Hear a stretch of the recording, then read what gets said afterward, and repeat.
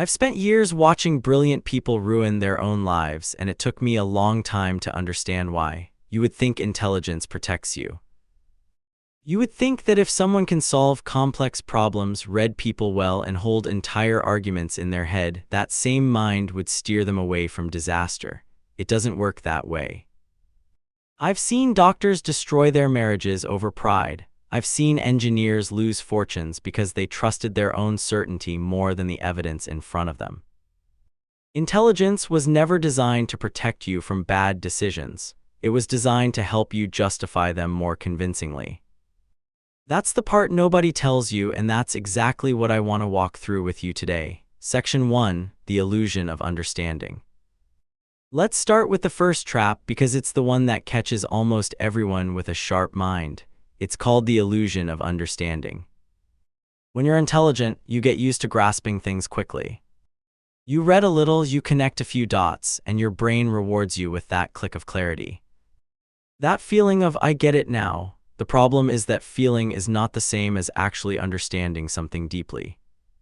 A smart person can look at a complicated situation, in a relationship, in a business deal, in their own health, and feel that click of false clarity before they've actually gathered enough information.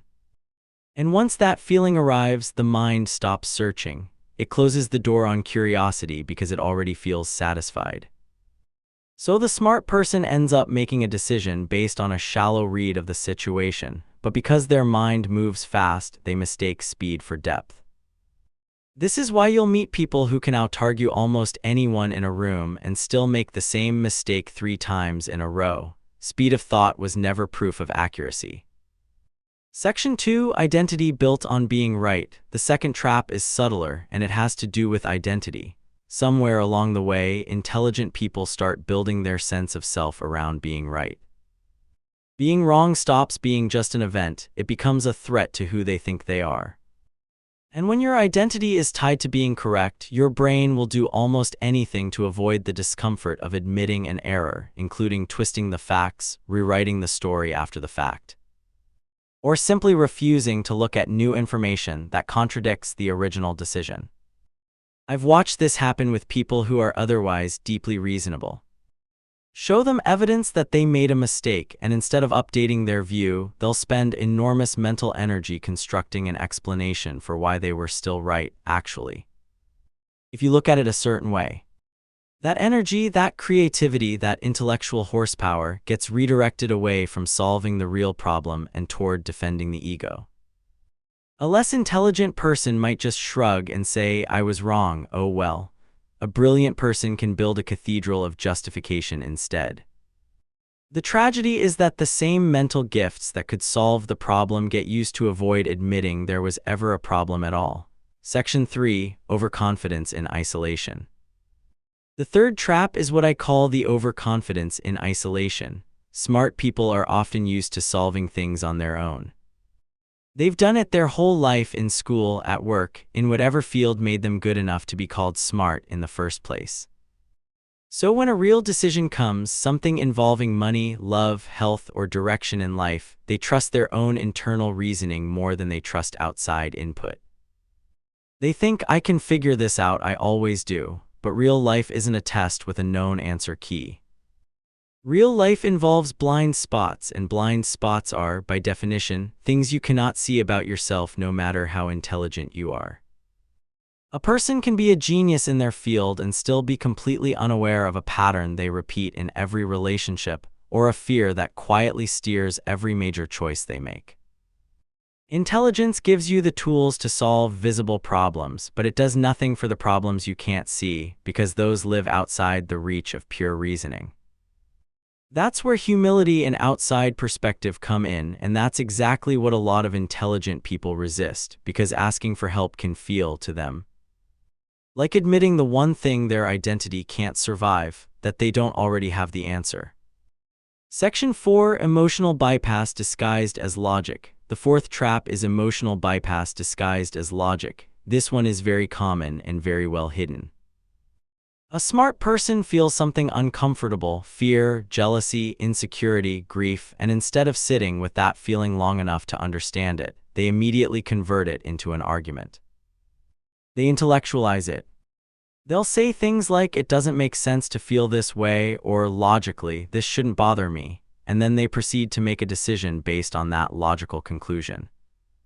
While the actual emotion, unprocessed and still very much alive, keeps quietly running the show underneath. This is how you get a person who calmly explains, with perfect reasoning, why ending a relationship, quitting a job, or cutting off a friendship is the smart move, when if you strip away the argument, what's actually there is unprocessed hurt looking for an exit it can defend. The mind is brilliant at building a rational shell around an emotional decision. And because the shell sounds so reasonable, even the person making the decision doesn't realize they're not actually being logical. They're being convincing, mostly to themselves. Section 5, the addiction to complexity. The fifth trap, and this one deserves real attention, is the addiction to complexity. Intelligent people often distrust simple answers because simple feels beneath them.